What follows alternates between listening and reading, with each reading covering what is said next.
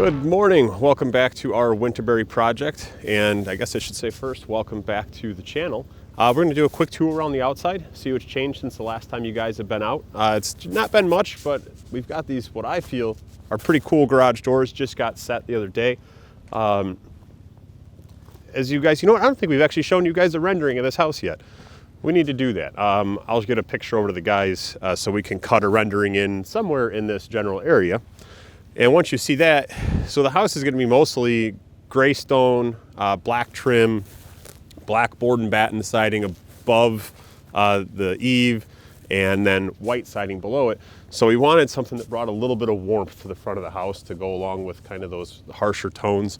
So let us know in the comments below what you think of these doors, if you think that that was the right move to make. And if not, what would you have done color-wise if it was your house? What would your preference had been?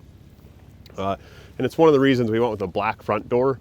We didn't want to try and stain match the front door to a metal garage door with a wood finish for fear that we'd be a shade or two off on the stain, and then it would just be obvious that somebody missed. This way it's distinctly intentional black front door with a cedar look garage door. And also we're thinking about the house right now is drawn to have all black soffit and fascia. We're thinking about doing cedar soffits on the front of the house to kind of add a little bit more warmth as well as the doors. So let us know if you would rather do black or if you would do cedar if it was yours. So take a walk around. Don't mind, we got a hole in the ground.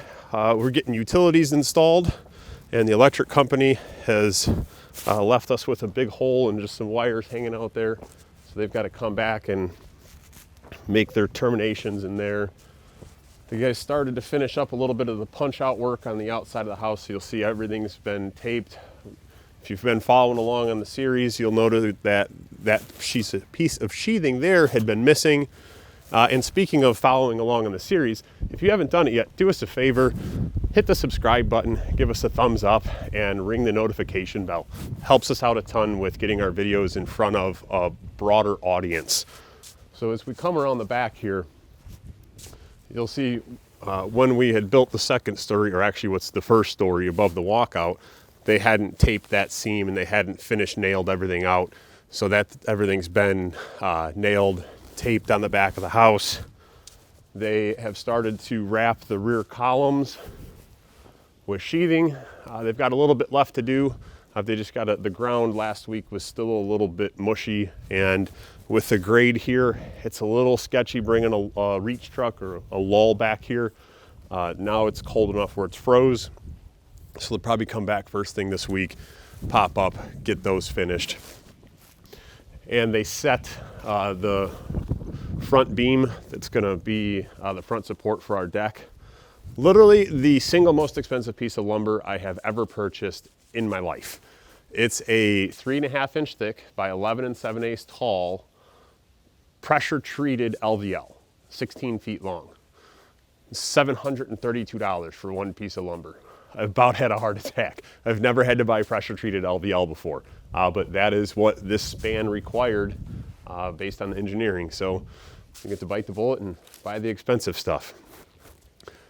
So they've got, as I said, a little bit of sheathing left to do here.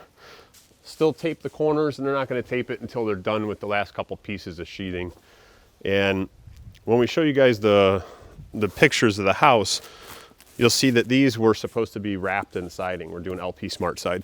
We've decided we're going to go up 4 feet with the same stone that we're putting on the front of the house, just kind of for a little bit of a accent there. So instead of walking all the way back around the front, and see if we can just sneak in through our nice little sliding glass door that has no hardware on it. Nope, we get to make the trek back around. I was just telling the guys, need to get gloves. It's getting to be that time of year where traipsing around outside without gloves is not the brightest of idea. Oh, and one thing I'll show you when we get inside, take a mental note of that wall and that window and how it looks out here. I caught something when I was out the other day that we need to address.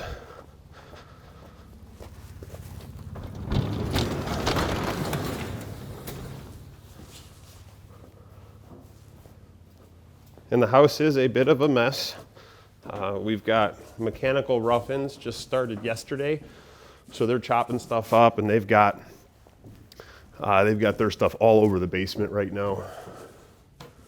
So I just asked you to take a mental note of that wall as we were walking by. You'll see we have one box left sitting back here that says Anderson on it. And I came through, I'm like, how do we have an extra window? Did I walk to a house? I'm like, all the windows are in. I don't understand. So thinking in my head, I'm like, man, we're missing something somewhere. We're missing something somewhere.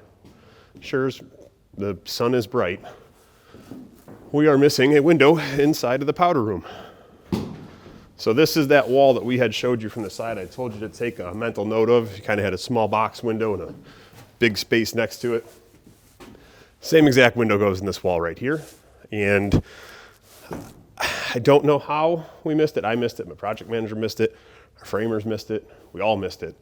And just seeing the extra window sitting around is what kind of sparked the light that something was missing. So, I've promised you guys that we will be forthcoming when we have issues and explain how we address them. So with this, we will have to just kind of cut out the spot where that's got to go.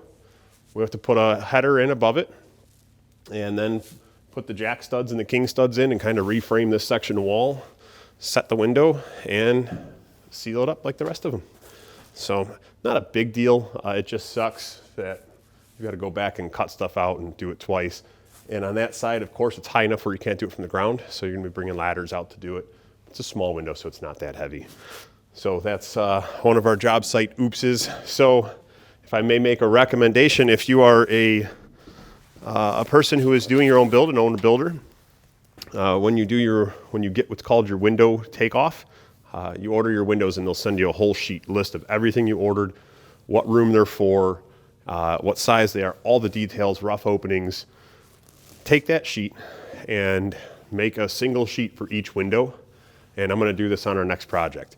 And go to every location where a window is supposed to be set and put it on the floor, because they frame the window openings before they even stand the walls up. So you're going to frame the floor first, and they're going to come back and frame the walls. So just put a reminder note, hey, window here, window here, window here. It's a very simple thing, and we're going to give it a try in the next one. And while we're talking about issues, this isn't something we forgot, but this is something that we couldn't really figure out how to design during the initial stage, and it is our hood vent. And if you'll see, I don't know how good the lighting is in here and how well this is going to work, but this is our kitchen renderings from Vesta in Chicago. They're the company who did all of our cabinetry design, and this is our hood, and it goes on the center of the wall behind us. And originally, we were going to run that hood all the way to the ceiling, but when we look at the renderings with 10-foot ceilings, it's this huge black box. It just overpowered the room, so we shrunk it down. Well, when you shrink a hood down, you no longer have a way to run ductwork straight up the wall and out. So we've got to figure out a way how to get ductwork from a hood to the outside of the house. And we don't want to run like a little box out of the wall above the hood and take away from the look. And you'll notice we had, when the architect drew the house, their call out for LVLs was different than what the engineers called out. The engineers always seem to add more structural members. So it kind of shrunk the hole that we have to work with. So we almost have to steal a little spot from our powder room in the corner so we can run ductwork through the wall and have a chase to get it up. Let us know below, would you rather lose a little 8-inch by 8-inch corner, floor to ceiling in a powder room, or when you're looking at your wall with your hood, would you rather have like an 8 by 8 or a 12 by 12 box that comes out of the top of the hood into the ceiling? Let us know below which route you would go. We're leaning towards poking it through into the powder room and stealing that corner. So that's kind of an update on the outside of the house and our couple problems that we've had. So I think we'll probably cut there, and we'll pick up another day on mechanical rough-in.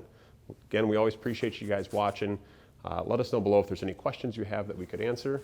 And if it's something we could answer in the comments, we'll be happy to reply there. If not, we'll get a hold of you via email, or if we can, we'll shoot you a video for it. We appreciate you and have a great day.